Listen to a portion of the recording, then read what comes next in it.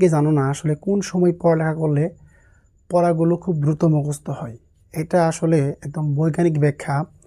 তুমি যখন ভোর ৫টায় পড়তে বসো, তার আগে তুমি কিন্তু নিজের জন্য হলেও একদম একটা যার সৃষ্টিকর্তার জন্য কি ইবাদত করতে পারো। আমরা যারা মুসলিম আল্লাহর ইবাদত করি, যখন আমরা ভোর ৫টায় উঠি, ফজর নামাজ পড়ি, তারপরে কিন্তু আমাদের নানান কাজে ব্যস্ত হতে হতে কিন্তু প্রায় ৮টা কিংবা ৯টা বেজে যায়। তুমি যদি ভোর ৫টায় উঠো, তুমি ফজর নামাজ পড়ে তারপর কিন্তু তুমি পড়ার জন্য ন্যূনতম ৩টা ঘন্টা সময় পাবে।